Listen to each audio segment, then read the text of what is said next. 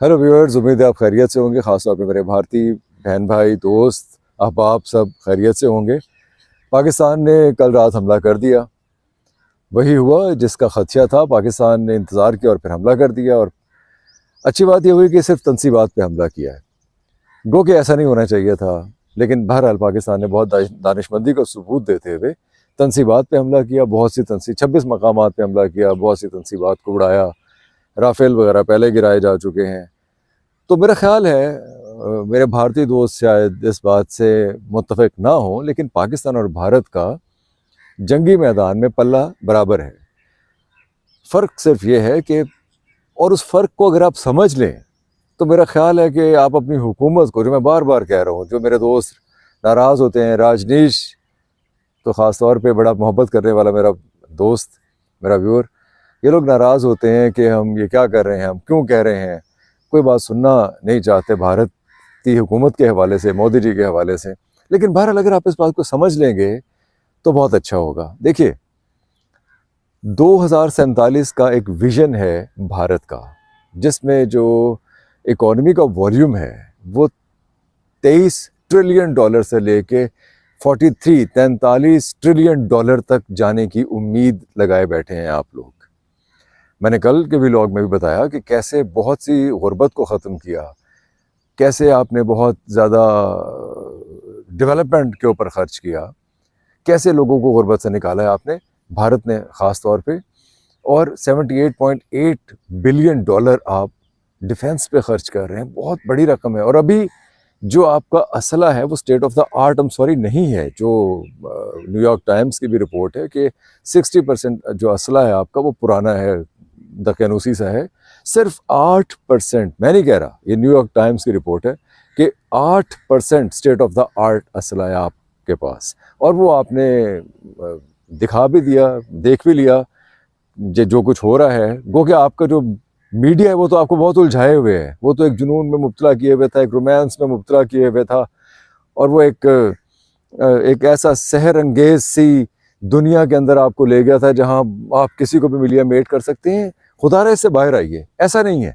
हम पाकिस्तान में रहते हुए अपनी हुकूमतों से भी यही कहते हैं कि आप हकीकत पसंदाना सोचिए। जैसे फॉर एग्जांपल, अगर कोई यहाँ पे दहशत गर्द पनाह लेता है या कोई नॉन स्टेट एक्टर है, अगर वो उसके डांडे यहाँ किसी से मिलते हैं तो सख्ती से निपटा जाए, निकाल बाहर किया जाए और ख़त्म किया जाए। और पाकिस्तान ने तहैया भी किया हुआ है इस चीज़ का, और पाकिस्तान ने बहुत भुगता भी है। हम ये बात जानते हैं, अपनी हुकूमतों से भी कहते हैं कि अगर आपने दुनिया में तरक्की करनी है, आगे बढ़ना है, अपने लोगों को सुकून देना है और उन्हें कोई आराम अगर आप उन्हें देना चाहते हैं, तो भाई आप ये दहशत गर्दी और नैरो माइंडेडनेस और तंग नज़री और ये जो एथनोसेंट्रिज्म, ओके जी, बस मेरे जैसा कोई दुनिया में है ही नहीं, मैं ही हूँ, मेरा मज़हब, मेरी नस्ल, मेरी ज़बान, मेरी कौम, मैं, ये जो नार्सिसिज्म है, ये नरगिसियत पसंदी है, नरगिसियत है, इससे बाहर आए। इससे बाहर आना बहुत ज़रूरी होता है। आप मैं हिंदुस्तानी लोगों से भी कहूँगा कि इससे बाहर आए। हम मुसलमान हैं, हम हिंदू हैं, हम ये हैं, हम फलां हैं, हम ये कर देंगे, हम देश माता या हमारा मुल्क मुहब्बे वतनी फलां। फॉर गॉड सेक, हम तो उस वक्त मानेंगे जब आप एक दूसरे के साथ ताउन करेंगे, जब आप एक गुर्बत का खात्मा करेंगे, बेरोज़गारी का करेंगे, यहाँ जन्नत बनाएंगे। ये नहीं कि उस एक जन्नत की तलाश के लिए आप एक दूसरे को मार के आगे जाएं, नहीं, इस दुनिया को जन्नत बनाएंगे। बहरहाल मैं ये भारतीय, आज मेरा जो व्लॉग है वो ख़ास तौर पर भारतीय अवाम के लिए है, मेरे दोस्तों के लिए।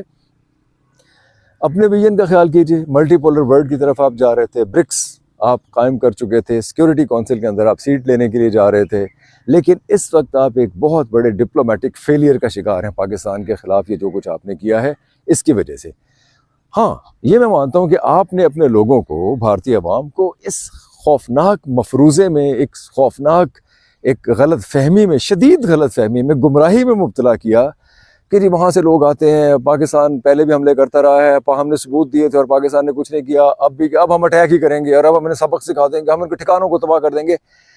This is share stupidity. आप इस बात को समझ लें, मैं बार बार कह रहा हूँ, खुदारा इस बात को समझ लें, स्टुपिडिटी। ऐसे दहशत गर्दों के ठिकाने ख़त्म नहीं होते, ऐसे दहशत गर्दी ख़त्म नहीं होती, आपको बेवकूफ़ बनाया जा रहा है। मैं फिर कहूँगा, अपने विजन की तरफ जाएं, मल्टीपोलर वर्ल्ड की तरफ जाएं। हिंदुस्तान के अंदर बहुत ज़्यादा अफरा तफरी है, अनईजीनेस है। पंजाब में बहुत अनईजीनेस है। मैं बहुत ज़्यादा बात नहीं करना चाहता, आप कहेंगे पाकिस्तान में खड़े होकर ऐसी बातें कर रहे हैं। बहुत अनईजीनेस है, कश्मीर में बहुत अनईजीनेस है। वो उसी सूरत में मुमकिन है जब आप लोगों को उनके हुकूक देंगे, उनको अपने साथ रखेंगे, उनके साथ मिलके चलना चाहेंगे। वरना अगर आप जंग की तरफ और जाते हैं, जैसा कि मेरा नहीं ख्याल कि आप जाएंगे जंग की तरफ, क्योंकि वो जो फ्रेंजी है, वो जो यूफोरिया है, वो जो जंग की एक रोमांस है, उससे मेरा ख्याल है कि बाहर आ चुके होंगे। आपका मीडिया ला भी रहा है, मैं देख भी रहा था, कुछ आहिस्ता आहिस्ता बाहर ला रहे हैं निकाल के आप लोगों को वहाँ से। लेकिन अगर आप जाते हैं जंग की तरफ, 17.8 बिलियन डॉलर हो सकता है आपको रोज़ाना खर्च करना पड़े। हो सकता है आपको 50 बिलियन इंडियन रुपीस खर्च करने पड़े रोज़ाना, मोबिलाइजेशन से लेके अटैक करने तक। आपके पास इतने वसाइल नहीं हैं। 800 मिलियन लोग सब्सिडाइज्ड फूड पे बैठे हुए हैं। पाकिस्तान को छोड़ें, पाकिस्तान 25 करोड़ का मुल्क है, पाकिस्तान उसको कोप कर लेगा। पाकिस्तान के पास वसाइल बहुत ज़्यादा हैं, उन्हें एक्सप्लॉइट करने की ज़रूरत है। हमारे मसाइल बिल्कुल और तरह के हैं, आपके मसाइल बहुत खौफनाक हैं। 800 मिलियन लोग सब्सिडाइज्ड फूड पे हैं, फॉर गॉड सेक। हालांकि इतना कुछ करने के बावजूद, ठीक है मैं नारे वारे सब समझता हूँ, शाइनिंग इंडिया ये वे सब, लेकिन खुदारा इस बात को समझिए, आप जंग, डिफेंस, वॉर और थ्रेटन करना, और दूसरा अपनी सोसाइटी में, हम तो मिसालें देते थे यहाँ आपकी सोसाइटी की कि आप बड़े सेकुलर हैं, आपका आइन सेकुलर है, बड़ा सेकुलर बुनियादों के ऊपर हर एक को साथ लेके चलते हैं, और है भी। ज़ाहिर है वहाँ इतने हमसे ज़्यादा तादाद में मुसलमान वहाँ रह रहे हैं, वहाँ ज़ाहिर मसीही रह रहे हैं, पारसी रह रहे हैं, और हर ज़ात के लोग, हर मज़हब के लोग वहाँ पे रहते हैं। अच्छे से रह रहे हैं, नहीं रह रहे, मैं कुछ नहीं कहना चाहता इसके ऊपर। सिख वहाँ बहुत हैं माशाल्लाह, पंजाब सारा हमारा सिख भाइयों से भरा पड़ा है। आप उन्हें साथ लेके चलें। ये उस सूरत में मुमकिन है जब आप ये जो मोदी जी कर रहे हैं, जो एक वायलेंट किस्म का, जो आप नाराज़ होते हैं मोदी जी की बात हम करते हैं, लेकिन बहरहाल एक वायलेंट किस्म का एक फ़िलासफ़ी जो वो लेके आए हैं, आरएसएस की जो फ़िलासफ़ी है ख़ास तौर पे, उससे जान छुड़वाएं। आप इन लोगों को अकोमोडेट करें, इन लोगों के साथ मिलके चलना सीखें। हर मज़हब खूबसूरत मज़हब है, हर कौम अच्छी कौम है, और आप तो एक डाइवर्स सोसाइटी हैं इंडिया। लेकिन आप, I am very sorry to say, मुझे कहते हुए बहुत शर्म आ रही, मेरे सारे दोस्त हिंदू हैं और सारे बड़े मोहब्बत करने वाले बड़े अच्छे लोग हैं। हिंदू स्टेट ना बनाएं भारत को हिंदू स्टेट मत बनाएं, उससे आपको बहुत ज़्यादा बैकफायर करेगी ये चीज़ आपको। 1800 ऑफशोर कंपनीज़ हैं आपके पास, जो MNCs जो काम कर रही हैं, 1800, 65 बिलियन डॉलर्स वो कमाती हैं आपके लिए। आप मतलब यहाँ हिंदुस्तान में बैठ के आप सोचिए, आप जंग की तरफ जाएंगे, उनका क्या बनेगा? वो तो भाग जाएंगे, वो तो कहीं भी ऐसी जगह पे नहीं रहते। वो तो कोई अगर होटल लेके बैठे हैं या कोई रेस्टोरेंट चला रहे हैं या कुछ काम कर रहे हैं तो भाग जाएंगे, वो वहाँ नहीं रहेंगे। 65 बिलियन डॉलर का नुकसान है आपके लिए अगर आप ज़रा प्रोलॉन्ग करते हैं। अगर आप इस जंग को जो आप करने जा रहे थे, जो मेरा ख्याल है कि आप होश के नाखून ले चुके होंगे, अगर आप इस जंग को 2 महीने के लिए प्रोलॉन्ग करते हैं तो 10 से 12 बिलियन डॉलर पहले हफ्ते में ही हिंदुस्तान से बाहर चले जाएंगे। 10 से 12 बिलियन डॉलर। और ये क्या, कौन से हैं जो चले जाएंगे? जो स्टॉक में फॉरेन इन्वेस्टर ने इन्वेस्ट किया हुआ है, जो इंडियन स्टॉक्स में किया हुआ, 800 बिलियन डॉलर जो किए हुए हैं उसमें से पहले हफ्ते में बहुत सारा पैसा बाहर चला जाएगा। लोग ले लेंगे, छोड़ देंगे। अभी आप देखिए राफेल की वजह से या जो भी मिसाइल्स जो टेक्नोलॉजी है उसके पीछे एकदम से धड़ाधड़ लोग पड़ गए कि कौन सा अच्छा है, कौन सा बुरा है, क्या अच्छा है, क्या बुरा है, कौन सा चाहिए, कौन सा नहीं चाहिए।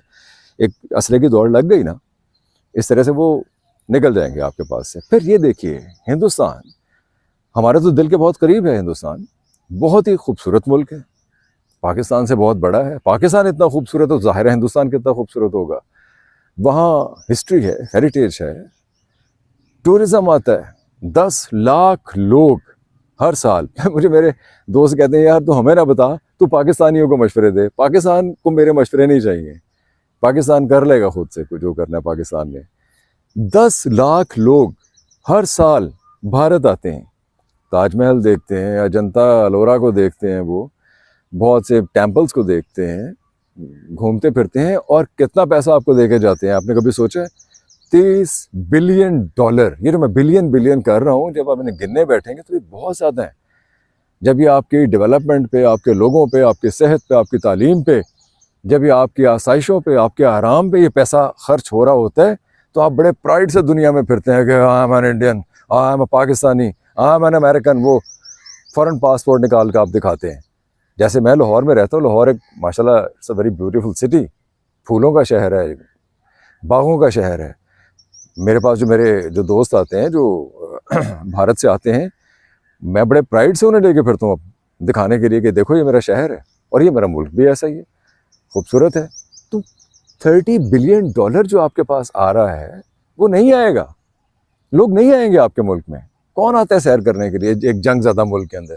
शाम, दमिश्क कैसी कदीम तहजीब है, जाया करते थे ना लोग, अब नहीं जाते।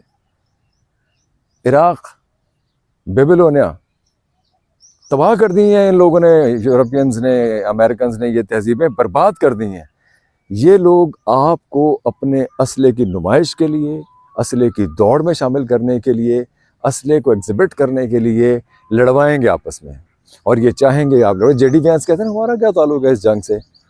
तुम्हारा ही तो ताल्लुक है, तुम्ही ने तो असला बेचना है। तुम्हारे ही पास से तो इंडिया निकल के चला गया फ्रांस असला लेने के लिए।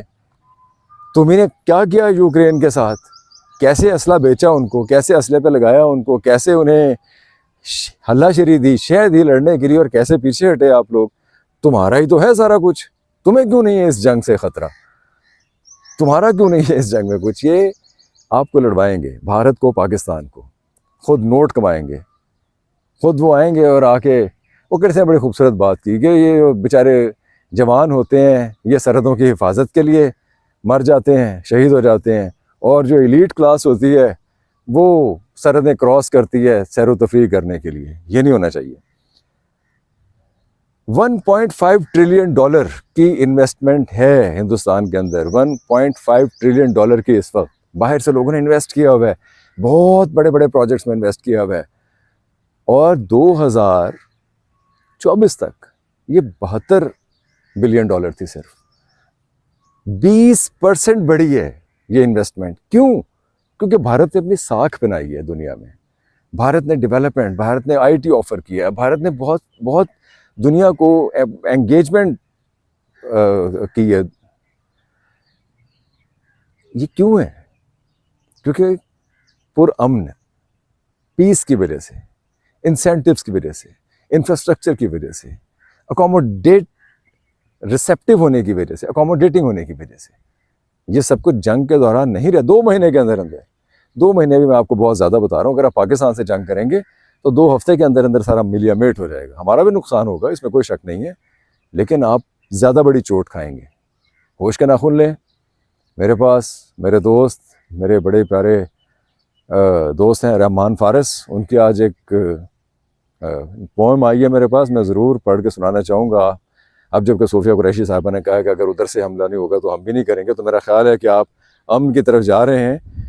जैसे ये फूल खिले हैं लाहौर में, ऐसे ही फूल अमृतसर में भी खिले होंगे, जलंधर में भी खिले होंगे। मेरा आबाई शहर है जलंधर, मेरी मोहब्बत का मुल्क है। गालिब है वहाँ दिल्ली में, वहाँ मीर हैं, वहाँ कबीर हैं, बड़े बड़े लोग हैं वहाँ। हम कैसे बांट सकते हैं इस इंटेलेक्चुअल एसेट को? बहरहाल मैं तो ये सोचता हूँ कि ऐसे ही फूल वहाँ भी थे। मुझे गोपी शेयर करते हैं, रांझू शेयर करती हैं कि देखिए यहाँ चंडीगढ़ में यहाँ कैसे खूबसूरत बोगनविलिया के कैसे खूबसूरत फूल खिले हुए। तो इन फूलों को खिला रहने दें। आप ज़रा रहमान फारिस साहब की नज़्म सुनिए।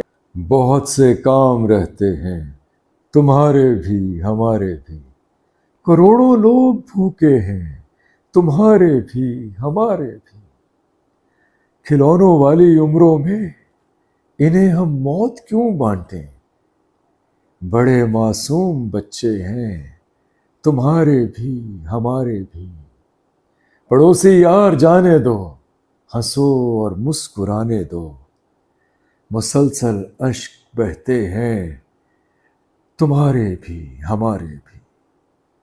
भला इकबाल और गालिब का कहाँ बंटवारा मुमकिन है, कि ये सांझे असासे हैं तुम्हारे भी हमारे भी। अगर नफरत जरूरी है तो सरहद पर इकट्ठे क्यों? परिंदे दाना चुगते हैं, तुम्हारे भी हमारे भी। चलो मिलकर लड़े हम तुम जहालत और गुर्बत से। चलो मिलकर लड़े हम तुम जहालत और गुर्बत से। बहुत सपने अधूरे हैं, तुम्हारे भी हमारे भी। संभाले इनको मिलजुल कर, सिखाएं फन मोहब्बत का। संभाले उनको मिलजुल कर, सिखाएं फन मोहब्बत का।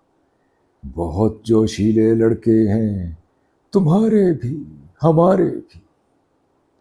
इधर लाहौर उधर दिल्ली, कहाँ जाएंगे हम फारिस।